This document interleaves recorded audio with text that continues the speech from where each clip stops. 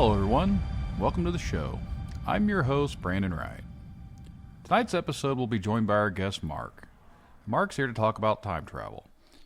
Mark says he's experienced some time travel stuff throughout his life, as well as suffers through deja vu, which most of us probably have had the same situations happen and we just don't really think much about it.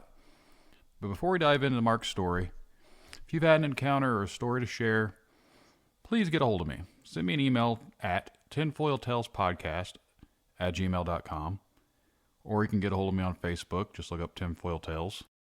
We're going to go ahead and dive on into Mark's story, so sit back, relax, and enjoy the show. I'd like to welcome Mark to the show. Mark, thanks for coming out. Yes, sir. Pleasure to be here. Definitely a pleasure having someone on here to discuss this topic with me because it's always been something that's piqued my interest. So, in your personal opinion and experiences, what would you consider the concept of time travel to be? In a nutshell. For me, it's like visiting levels or recalling memories, or like we can remember backwards, and as long so that's kind of a form of time travel, whether we realize it or not, because your brain is rewiring itself to recall those brain patterns.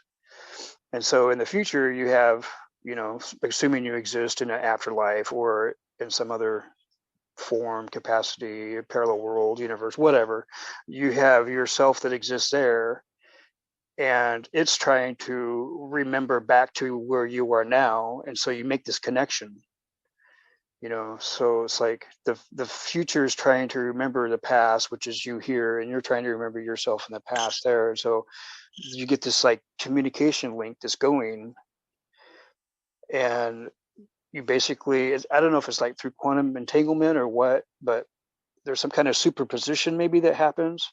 I don't know. It's not really like, I don't think it's really like what they, say you can go faster than the speed of light and that's the only way you can time travel. I don't believe that at all. Like, it's almost misinformation kind of, but kind of disinformation. So like, kind of, in a way, if you get, if you, if someone tells you 2 + 2 is 5 your entire life, and you believe that, memorize it, and everybody on the rest of the world is told 2 + 2 is 5, and someone comes along and says, no, 2 + 2 is 4, and you're like, everybody throws rocks at them. It's like there's different ways to do the same thing, basically, and we've only been taught one way, I think. Yeah, I can understand that. So, like, if someone were to experience, kind of like we discussed off air, but like deja vu, to you, is that sort of like it's kind of like a time jump, like you're seeing something that's already happened that it hasn't happened? Is that how you would explain it? Yeah, exactly. I mean, literally, yeah. And I don't know the exact mechanism for it. I can describe what it feels like for me when it happens, and that might give a little insight, but that's just for me. It's not for everyone else. Deja vu is a tough one, because it's like how, you have people like, they think that you manifest your reality and stuff like that. It's like, yes and no. So you have like this emergent reality versus a divergent reality and stuff like that, where it's like, okay, you have to question yourself, what I saw, was it already there or did I create it? So you kind of get into that little quandary there with yourself, trying to process, okay, how does this deja vu happen? Am I being programmed subliminally and don't realize it, and then, wake up and it, unfolds? Or did I actually go forward in time and see an event? And as far as I can tell, it's basically a form of time travel, literally. Somehow there's some mechanism that just disconnects our brain from this physical reality. And whether you enter like a 4D space time, go forward a little bit, and come back, to me, that's perfectly rational. I mean, I can process that in a way that works, like that works for me. Just go to a higher dimension. It's like changing gears almost. You go from 5 speed to overdrive, stuff like that. You're changing gears, the rate of speed, the rate of time, and stuff like that. And when you come back here, you're at a fixed rate of speed, but it's like downshifting into third. You're at a higher RPM, but you're actually going slower. To where if you shift gears, your RPMs are slower, but you're actually going faster. So there's these, time dilation sort of. And I think when we sleep, we accidentally slip or change gears or something, and the dilation changes. And that enables us to either go forward a little bit, see stuff, and then we come back here, we downshift back into our bodies. And it's like, you know what I mean? So Yeah. I try and think of it in terms I can relate to, physical things around us, like driving a car, maybe. That's kind of the best example I can give. Our bodies are vehicles, they're vessels, they're, so anyways. Yeah, good question though. Exactly. The way I'm looking at it would be like your consciousness, your what some would call a soul, depending on your religion. Like all of that is what's not constrained to time to an extent like that. Your memories, your mind, that's what is able to transverse through this fabric that they consider time and space. Like that's why I've processed it. Like people have these out of bodies experiences, or they've suffered like certain things. It's like it almost heightens their brain activity to their sentences, and like they can see to the higher dimension. Like we can see in 3 dimensions. Well, there's the 4th dimension, the 5th dimension. Like I don't know how many dimensions there supposedly are, but I feel like the consciousness and that aspect resides at a higher dimension that we're not physically capable of seeing. Does that make sense? That's pretty much exactly how I feel about it. Yeah, exactly. Yeah. And that's like, to me, that was what I would call levels. Okay. Like this is 3D. So this is like a third level 3. And if you go to 4D, it's like taking an off ramp, and then you go into a different freeway, and you can look down at the cars coming underneath you.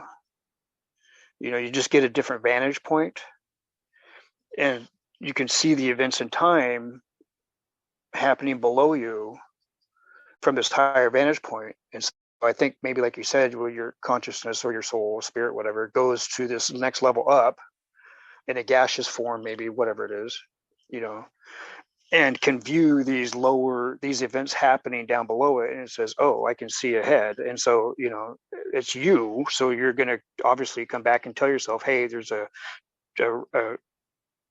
truck accident going to happen at the intersection tomorrow. Why don't you just be late tomorrow and avoid that? And so I think there's communication like that happens that we're not even ever even aware of. We just, something happened and made us late, and that's all we know. So we like avoided that entire situation without even realizing that it actually we would have been caught in it. So it's like a time empath or sonar radar or something like that. I mean, I don't know.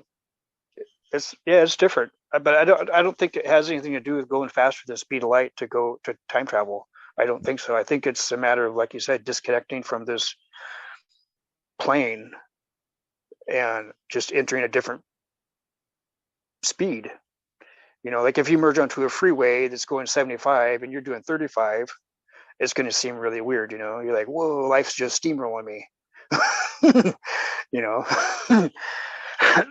But there's so yeah. Anyways, basically, what I'm getting to, like the way I rationalize things, and it's on topic, but it might be a little off topic. But if you're able to tell yourself something from the future to impact yourself in the past, to me, it's almost a paradox to an extent. I think they refer to it as like the grandfather paradox, because you've altered something. Like that's where the whole time travel thing becomes strange to me, is because if people have the ability to try and send something back to themselves to alter it, they would never be in that position in the first place to send that signal back. Does that make sense? Yeah, I know. I hear you. Yeah. Yes, exactly. Yeah, but then again, it's almost like you have to think of that event is actually what was supposed to have happened. And so by you doing it, you just fulfilled that role. So it's like, it's like, I, Thinking too hard makes my brain hurt about it. it's like, so we invent space travel, okay? And obviously when you move through space, you move through time. And the faster you move through space, the slower you move through time. So when we invented space travel, naturally time travel is a part of that without us even realizing it.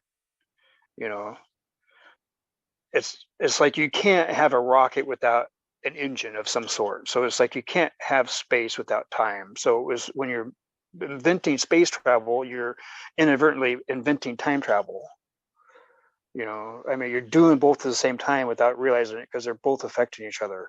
You know, and eventually, as you get better at space travel, you start unlocking the time aspect of it. You know, Now, so I kind of go along with this. If you believe in the concept of time and space, which I don't know how to explain this to like the average person, but I know through science they claim that there are wormholes or black holes or theoretical, like these holes in space and time. Now, if someone were to create their own hole, kind of like their own little wormhole, so to say, would that open up a spot in time, or would that be more or less like open up an alternate dimension? That's a tough one. That's a good question. Um, I, I'm going to say I know, but only I don't know. But I'm going to say I know. I know from experience, or I've experienced different times connected via a wormhole type structure. So times connect to other times, and they're linked through some. I don't know if you'd call it like a wormhole. So like, but as far as like going to a different dimension, to me, that's like a different rotation over. Like if you drew a circle and drew a little plus sign in front of it, you have your quadrants, draw 4 quadrants. We're over here in one quadrant. And like say we wanted to go to a different dimension, that would be just like basically go into a different quadrant within the same thing. And so like, like that. So you got stuff happening over this other quadrant that we just can't see. You got 3 other quadrants that are happening, but we're only aware of one. So that would be like that wormhole would be opening up to that different quadrant, which would be like a alternate dimension, alternate reality. Yeah. So even a parallel Earth, if you want to go that far, stuff like that. But in this quadrant, the wormhole could open up to a future time or past time instead of actually going to a different quadrant. So that it would have the same mechanism could have 2 different types of effects, basically. I've experienced both via wormhole going through an alternate dimension, an alternate world. And I've also, so that would be like going to a different quadrant or a rotation versus going linearly forward or backward in time. That also is the same feeling visually, the same feeling, the same mechanism almost. But so that wormhole does both, I guess. Now you said Like that you've experienced. Is there some experiences that you'd like to share with us? Oh gosh, I don't even know where to start. Um, Magnitude. Let's see. Deja vu is like, to me, on a small scale, deja vu would be like I'm here, I go to sleep, I have a dream, I wake up, and within an hour or two, I watch it unfold. So that would be on a small scale, no big deal. You just wake up and it's kind of puzzling, like, that was weird. And you don't think much of it. I mean, you can't really think much of it, it's like, okay, that was strange. But there's other times when I've gone to like a future time and you can feel yourself sliding through space. You can feel yourself sliding through time. You're in this like wormhole thing. And all of a sudden the time period comes into view and you just like kind of enter it and you're just there. And you do some stuff, whatever. It plays out. And then you come back and you're being dragged backwards through this wormhole, backwards, like feet first now, being dragged backwards through this wormhole to the time period you're in. And you're aware of being in this wormhole thing, and you're being pulled backwards to this time. And you wake up here. This would be the differences between just going to sleep and having a dream and then having like this event happen. So you're in this wormhole thing and you're being dragged back to this time, and you wake up in your body and you're gasping for air, like you've been holding your breath for like 10 minutes. Or, I mean, it's frightening. It's scary. You can't breathe. You're scared. Like it's traumatizing the first couple times. It's literally traumatizing. Like seriously, you wake up and you feel like, oh my God, if I didn't wake up, I think I would have died. Like it's that extreme. Your heart's jumping out of your chest. You can't control it. You can't breathe. You're panicking. Like it's a traumatic thing, man. I mean, so those are two different, ends of the spectrum there, but both of them, it's like you can travel a little bit in the future and it's not so traumatic. And it's like the further you travel in the future or past, the more traumatic it is, or I don't know how to say it. So there's like different levels. I don't know. So, but that's, that would be, I'm trying to relate it to events that people might have, like, oh, okay, I've done that. Oh, that's what that is. I'm trying to relate it kind of to in that aspect. The farthest I've ever gone, supposedly from what I was told, was I went 25,000 years in the future. And I was 15 years old, and I pretty much basically had an out-of-body experience. And I have to use terminology that won't make any sense, but I went up through 5 levels, 5 decks, like planes, like the horizon is a deck. It's a level. So 5 levels, 5 decks. So I went up through these levels, planes of existence. They were universal planes, and each one was what we call, it was based on phi somehow, these spiral rotations that connected the different levels. Anyways, I went straight up through those instead of going in a circular motion.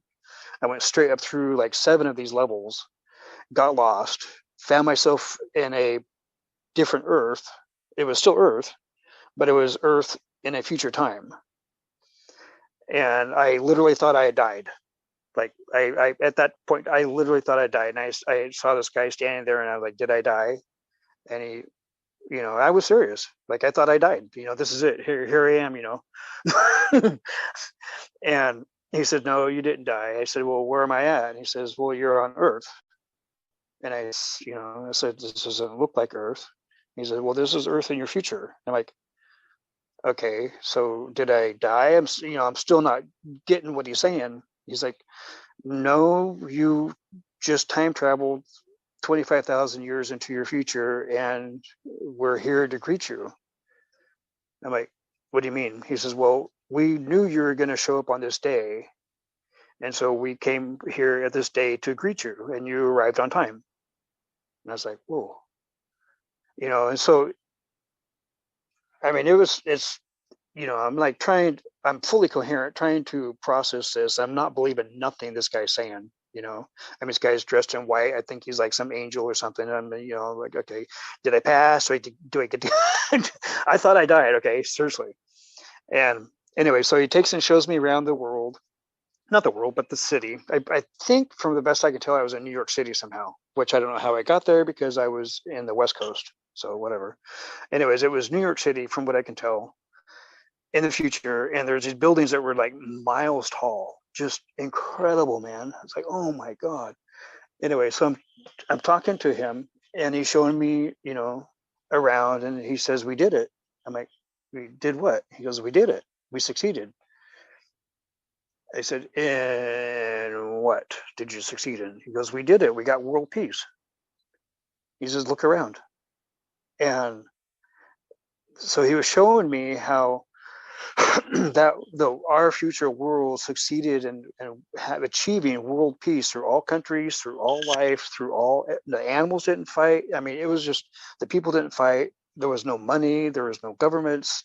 It was like utopia, I guess, basically, But so anyways, so he got kind of quiet and he says, well, there's something that I need to tell you. I'm like, okay. He goes, 4 more times from where you came from, your world will be destroyed before we achieve where we're at now. And so it was, he said, it's through multiple either world wars, natural earth cataclysms like floods, earthquakes, stuff like that, and wars combined. There are 4 more times we'll go through these like major cataclysms that set us back. And he said every time those things happen, we get set back 5,000 years. It takes us about 5,000 years to recover and start building again. He goes, when we finally realized that these patterns were cyclical, and we started archiving the knowledge so that when the event happened, which we couldn't control, we could recall the information and start building. Instead of starting at the Stone Age and trying to reinvent the wheel, we already had the wheel made up like that, like they archive the information in preparation for these cataclysm event, these cycle, like 4 more times, he said, our world will encounter these either, kind of like what the Mayans say, like, they have these cycles, and each of these cycles ends in some final thing, and then it starts over again. So he was kind of telling me something similar to that. So, I mean, I don't know why he told me that. I assume he told me that to come back and tell people here. But anyway, so I was there, I don't even, a couple days, I think, maybe. It felt like a couple days. But I didn't eat any food. I didn't go pee. I didn't sleep. So I don't know. I mean, I can't, that's what people would say, well, what'd you eat? Did you go pee? Stuff like that. So it's like, I don't know. Those are good questions that people have. It's like, no, I didn't eat. No, I didn't go pee. And no, I didn't sleep. So these, anyway, so I meet this guy. And when I first met him, we're sitting there in the city, and this motorcycle pulls up. It's floating in the air, pulls up next to me, and there's this rider on board. And I was like, holy crap. Okay, this is in the year 1984, I think, that this happened to me. Okay, so this is a long time ago. And I said, whoa, you guys got flying motorcycles? He goes, well, yeah, kind of no, yes and no. He goes, they float. I said, well, they're quiet. How do they do that? He goes, he starts laughing. Like, obviously this, I'm starstruck, and I'm trying to like, oh my God, there's this floating motorcycle next to me, and it's totally silent. So I'm just like, whoa, look at this thing. And I said, well, how does this work? He goes, all right, well, I can't tell you exactly, but I can give you the basics of it. He says, pretty much it's magnetism, and we align it with the Earth's gravity, Earth magnetism, and that enables us to create anti-gravity engines that are magnetically powered. They don't run off electricity, they run off magnetism. He goes, back in your time, everything pretty much runs off electricity, and this time everything runs off magnetism. And that's how we achieve anti-gravity devices, and it's like that. He goes, what happens is every so many thousands of years, the poles will rotate. And so we have to keep aligning our engine to that rotation, that axis, magnetic pole, whatever. And he just explained it like that, So me being, 15, I had no clue what he was talking about. Like, Sure, man, whatever you said. Right? I don't know that stuff, you know. And so it wasn't until like years and years later, like 20 years later, I started reading about, UFOs and anti-gravity. I'm like, so I'm remembering what this guy said, and I'm like comparing notes, and it's like, oh, that stuff kind of jives a little bit, you know.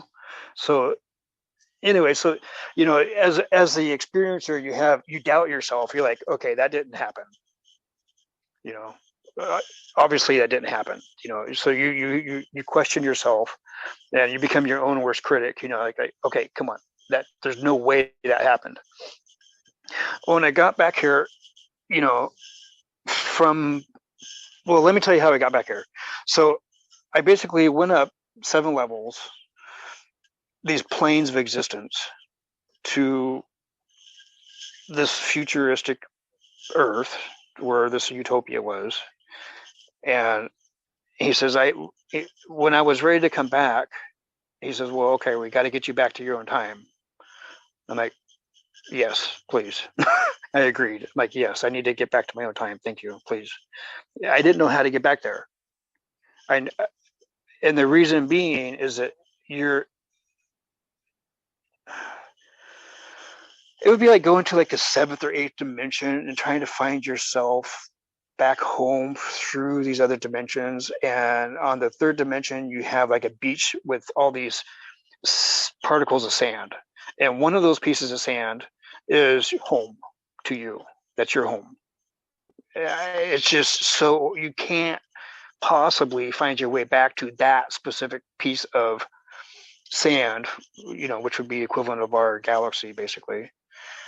So I was lost, okay? And I basically asked for help. I'm like, yes, please, I need to get home to my own time, own planet, own solar system, whatever. And he says, no problem. We can get you back there. So they beam me back through this like blue colored beam somehow. Like, I not like Star Trek transporting, but it's just like some kind of an X-ray beam or something that pierces through all the different dimensions. And they knew exactly where it came from, and they were able to. It was a straight beam. I mean, it didn't turn, didn't curve. It was a straight beam, and they beamed me back to our solar system. And he says, and it was like he said. He told me it was like a type of tractor beam. He said. So they beamed me back in time through this like tractor beam device thing, and it was blue colored, like a light blue color, and somehow it was digitized or in a light particle form. I don't know how they did it, but I get beamed back, and he says, when you get your bearings and you recognize Earth, then we'll turn it off and you can find your way home. I'm like, okay, cool. So they beam me back here, and I saw myself coming back through our galaxy, through our solar system. Okay, there's Earth, there's the moon. Okay, boom. And I felt the tractor beam thing release. And it would be like trying to re-enter your body from having an out-of-body experience. So I somehow knew exactly where my body was. I could see it, and it's just a straight shot. And I enter my body, I was like, and I wake up, and I'm frozen, absolutely frozen. Like I was in a morgue, like someone, you died, you're in a morgue, you flatlined, you're in a morgue, you're frozen, and you like that kind of cold. So I wake up, my body, I'm frozen. Like I couldn't move my arms, legs, I couldn't speak. I was frozen. My body, while I was gone, was frozen when I got back to it. And a half hour here had passed. A half hour of our time had passed here. But to me, I had went 25,000 years in the future, was there like almost an entire day, and made the trip back in basically a half hour of our time. So there's this massive, huge time dilation that occurs somehow. I don't know. I can't explain it, but time isn't like our time here is different than time there. They're different rates, like, but the interesting part about talking to him though is I said, so, I'm just thinking back here. I said, so who are you? if you're not like God or one of the angels, because you don't know. I mean, you're thrown into this thing, you don't know what's going on. You're like, okay, you're thinking you died. Who are you? Who am I talking to? He says, no, my name is John. And I said, okay. And he told me his real name, and it was like 100 letters long. And he goes, do you want my real name or what I'm called? I said, well, I want your real name, And so he tells me his name. I'm like, oh shit, that's a name? And he says, yeah. I said, I can't pronounce that. He says, nobody can. That's why they just call me John. And I'm like, okay. So I said, all right, tell me again, man. Let me try. So he tells me the name again. I tried to say his name, and I got like probably 10 letters of it. And he goes, actually, he says, yeah, that's actually pretty good. He goes, no one even gets past like the first 5 or 6 letters, pronouncing it right. And he goes, and I said, so why is your name so long? He goes, each one of the letters of my name represents a single life that I've lived. I was like, whoa, are you serious? He goes, yes. And so he explained to me he was basically like an what they call an aeon or an eon. An aeon. It's a person who lives like millions of years in time. And I was like, okay. And so he's trying to explain these concepts that I had never heard of.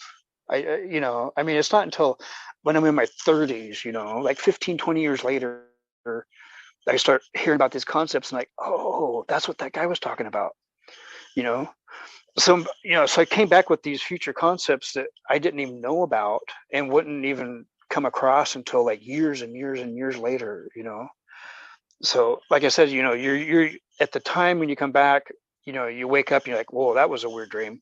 It's like, no, that was not a dream, So, but you become your own worst critic. You're like, dude, listen, no one's gonna believe you. You don't even believe yourself. This did not happen, and so you like try and like basically convince yourself it didn't happen. So what ends up happening though is you start experiencing these deja vu events on a regular basis. You're like, okay, hold on, how do I know this in advance? And so that sometimes the lag time between when you have the deja vu vision between when it actually happens, there's like a period of time there that's measurable. If it's an hour, if it's a day, if it's a week, sometimes years. So there's a measurable amount of time between when you see the event and when it happens. So it's measurable. And that's like the time dilation measurement almost, But so anyway, so this John guy tells me, he's like, he goes, before I send you back, I have to erase your memories of you being here. I'm like, oh, what for? He goes, there's a galactic battle that happens, which is why I am who I am today, here talking to you. And other parts of the galaxy universe don't know that the war is actually over. So at this point in time, you came to Earth is kind of cloaked and is hiding in time. So we've deliberately hid ourselves in time during this war that's going on. He goes, so, and I don't know, how do I say it? Some kind of war happens out in the galaxy in the future, and it lasts for like, he called it 1,000-year war. And during the 1,000-year war, like these forces team up against mankind and start wiping us out. Like by this time, we had already gone out and populated other planets and solar systems and stuff like that. And so they go out in the future and start wiping us out. And they have this technology that like one-shot kill planets. Like, Star Wars, the Death Star, like that type of thing. One shot, boom, gone. And anyways, they were completely annihilating the human race for some reason, whatever it is. I don't know. It's what started it.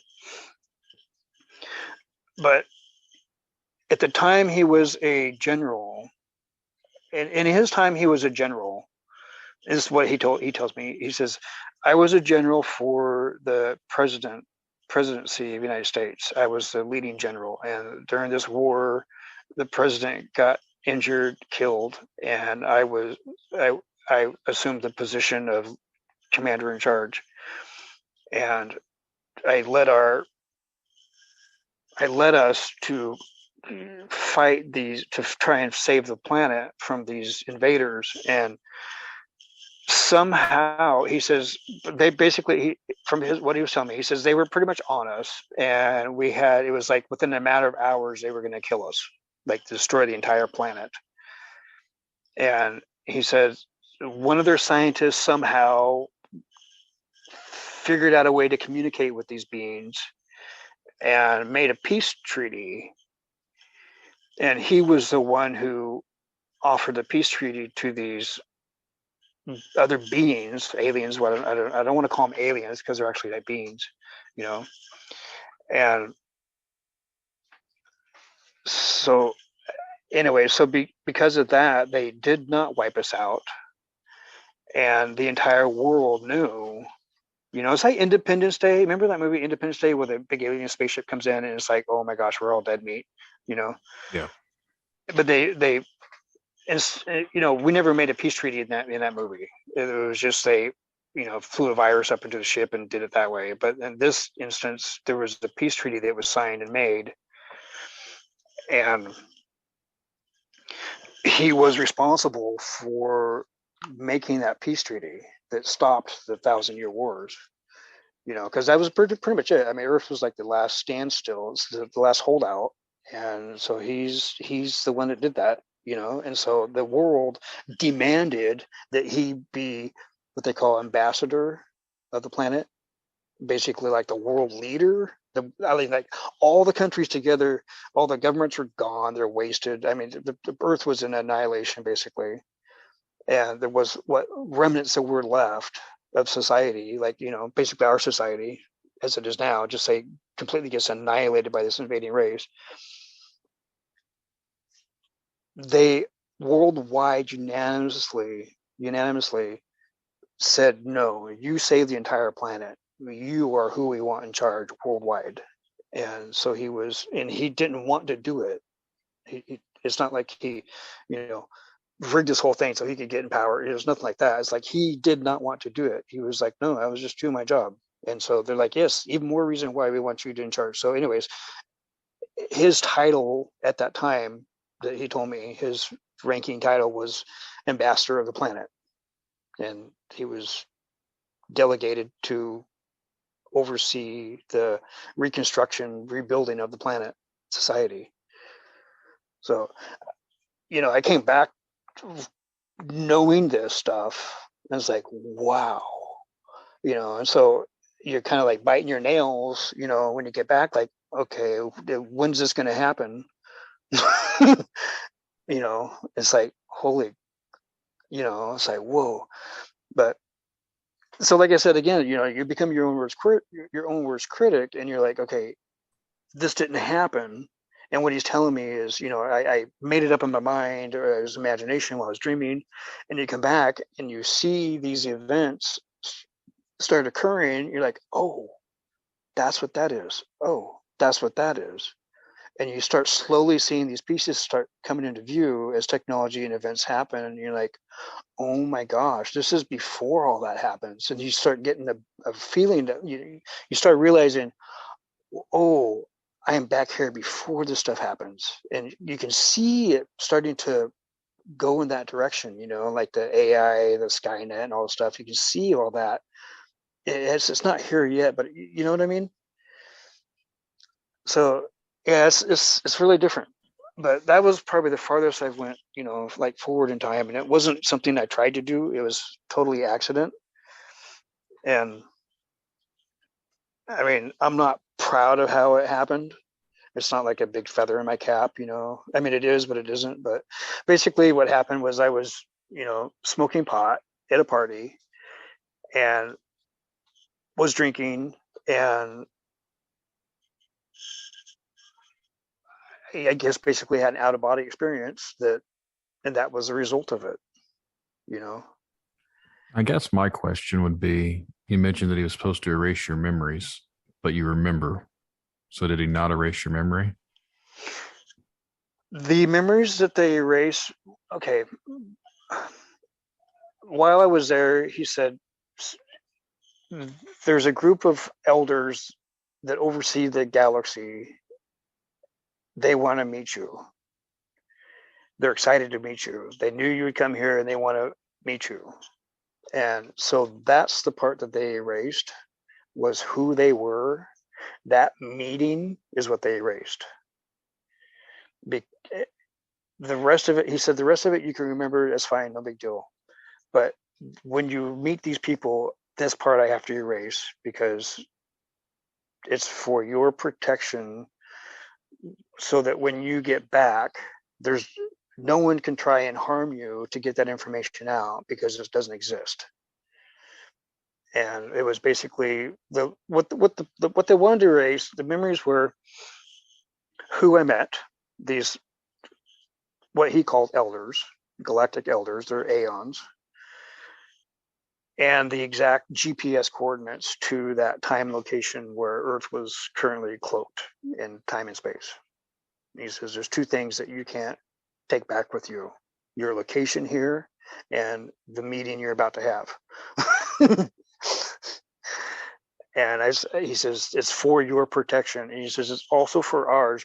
You know, he says it's because time isn't secure. It's where we're at now. He said it's secure and safe, but the war is still going on, and the rest of the galaxy universe doesn't know. They haven't got the message that the war's over yet, and so they're still battling this war.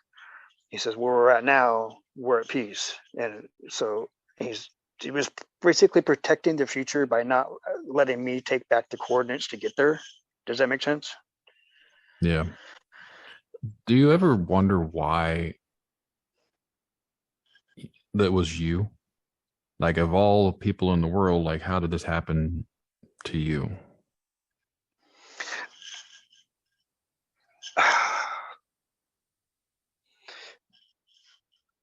I mean, I don't want to like try and inflate my own ego or anything, but I think you're selected. I think people are selected. You know, I think, you know, it's like basically, I think this kid can make this journey there and back safely. And, you know, I think it's something like that. I mean, I don't want to say, you know, oh, you're the chosen one, you know, nothing weird like that. It's just like, I don't know. I mean, I think everybody has different abilities, and some people have certain abilities that relate to that. And so and these people recognize that, and they can try and select somebody from a time period and try and communicate with them, you know, like that. Like I think maybe it's like that, you know. I know when we Maybe. initially started talking and you'd sent me something that kind of like showed the patterns where things are connected. Now, how does someone start noticing these patterns? um that's a complicated question. um well, deja vu, you know, that's kind of your first thing that makes you start searching for stuff. And so let's see. So imagine you get so good at having deja vu that it's like a daily occurrence, and so you wake up and you expect it to happen. You're like, okay, I'm getting it. You know, I'm in the groove or the flow or whatever. And so say one day it doesn't happen. You're like, hey, what happened? You know, so you get accustomed to it being a certain way, and then when it doesn't happen, that's the change. You know, that's the change that you notice, and so that change makes you go out and start. You know, you say, hey, this is supposed to happen and it didn't. What's going on? And so you feel like, okay, did I miss? You know, because now you develop some kind of clairvoyancy, maybe, or a time empath or something like that. You know, you're developing your skills, and all of a sudden one day you miss. You're like, hey, what changed? And so that kind of, for me, is what I don't know, like it's the little changes that is what is, it's not the big change, it's the little changes, the subtle changes that, kind of almost like the Mandela effect, I guess, sort of, it's the little subtle changes that tell you something actually changed larger than what you're aware of. And so you get accustomed to things being a certain way, and when they're not a certain way, so like, I don't know how to say it. Let's see. So the sun's going to rise in the east and set in the west. I mean, that's predictable.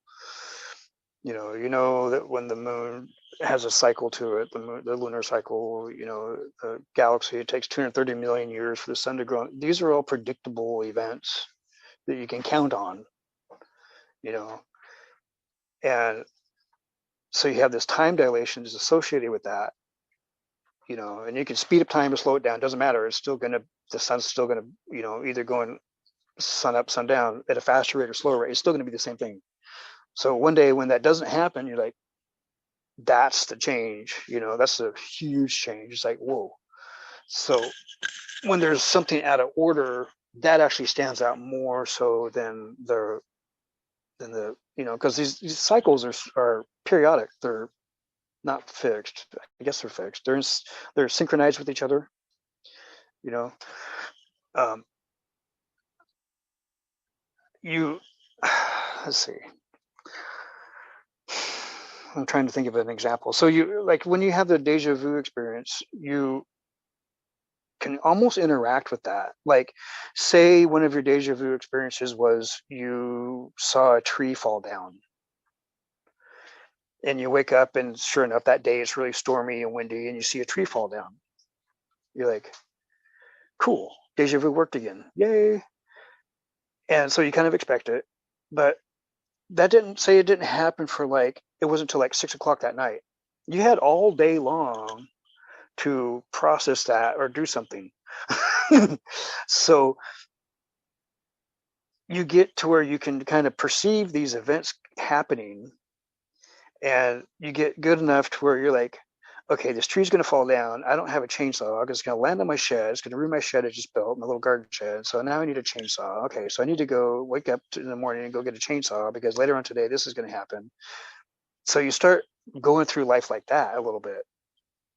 Like these events are happening, but you can almost prepare yourself a little bit to deal with that event better. I don't know. So you just, I think it's like a type of time empathy, empath, whatever, or like sonar or radar. I don't know. Um, it's, I think I don't think it's special to anyone. I think everyone can do it. I think everyone does it. They're just not aware of it. Like, I don't know. That's fine. It is kind of a little loaded question, but I'm just thinking like everything has to have some sort of a connection somehow. So there's got to be a certain pattern and a wavelength, and obviously some people can pick up on that and they can see through that. Like, so as a common person just listening to this, I didn't know if there's a way for them to start being able to like try and notice the patterns of what go on through basically space and time. Oh, I know what you're talking about. Okay. So, all right. So what you have to do is kind of do a mental game with yourself almost. Like, okay, so imagine that you're in the future, either the next lifetime or a year ahead or a month ahead, and you're there already. So just, imagine yourself already there, and you're trying to communicate with yourself back here in this time, knowing that you're connected through your DNA, whatever. Okay, you're quantum entangled, however you want to say it. So you have to try and devise a way to send yourself information that you will recognize as you come upon it, that's specific to you. Like, say your favorite color is blue, and you like Corvettes and whatever, a certain song. And so the first thing would be to get your own attention by showing you things that are specific to you. Like imagine waking up one day and there's some guy driving down the road with a blue Corvette and he's playing your favorite song. And you're like, hey, well, and I'm probably gonna get jealous or whatever. But what it did is it got your attention. To where now you're looking and for stuff in that way. Like, hey, so you get your own attention. You do something that catches your own attention, and it makes you look a certain direction. And as this car goes by, you see a person standing there with a sign that says like yard sale and an arrow pointing. And you're like, then you start wondering, okay, was that sign something to get me to look that direction in order to see that guy, to see the arrow, to go that way? And so you're like, So you start following these signs that are occurring all around you, and they're invisible to anybody else. They're meaningless to anybody else. But you start following these signs that the universe is talking to you. So it's a form of communication. These events in time are a form of communication, both from the past forward and from the forward to the past. Us being here. So there's always this form of communication going on through events. Like the events in time are the actual words that are being spoken like that, but you just got to interpret them. So, I mean, some people look at license plates, like say your birthday is February 23rd. And so you see a license plate that says 223. You're like, hey, that's kind of like my birthday. So you start, it's something that catches your attention. And so, and that's, okay, we're going to communicate through this medium now. So once it catches your attention to that medium that you're observing, then now to start looking for in that same medium for other things. Like if a glaringly a huge example would be, like in your face, you can't deny it. Like say you go to the chiropractor and your shoulder's all messed up, whatever, and you get out of you get out of the doctor's office and you go home, and as you're pulling in your driveway, you realize that the entire time you've been following a car that has like license plate doctor on it. You're like, whoa. So that right there is actually like a sign, a form of communication like that, and it's designed to make you take notice of that medium. Like if you're aware of that medium, to look in that medium, then you can find information within it. So that's kind of like what I try and do. Like if you're in tune with nature, with the world, then that's just naturally what we're supposed to do, is look for this information, these signs that are happening all around us. So I mean, that's how on an individual level people can do stuff like that, is just start learning to read the signs as events that are communications through time, either from the past forward or the forward to the past, whatever, like something you can do. Anybody listening to this could do it. It's just it becomes your new state of being, your state of awareness, like that. Yeah,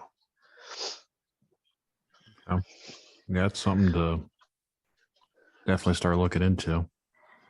But I'm kind of getting a little late on time. I've got some other things I've got to get going on to. So I think we'll wrap this episode up, but I'll probably reach out to you for some more input, because this is one of these topics that I want to circle back around to at some point. So yeah, let's do it. Definitely. Yeah. I mean, if it's beneficial to you or somebody listening, then yeah, definitely. Yeah. So it's definitely something that I feel like we're just kind of on the tip of the iceberg with. So but again, I appreciate you coming out and talking with me and shedding a little bit of light on some stuff. And like I said, I'll definitely be in touch. All right. Sounds good, buddy. Yeah, it's a pleasure. Thank you. Yep. Thank you. Okay. You have fun. Okay. Bye. And that's our show, everyone. Again, let's thank Mark for coming out tonight and talking about time travel with us. And again, if you've had an encounter or a story to share, please get a hold of me. You can email me at tinfoiltalespodcast@gmail.com. You can find me on Facebook. We'll get something set up for a future episode. Good night, everybody.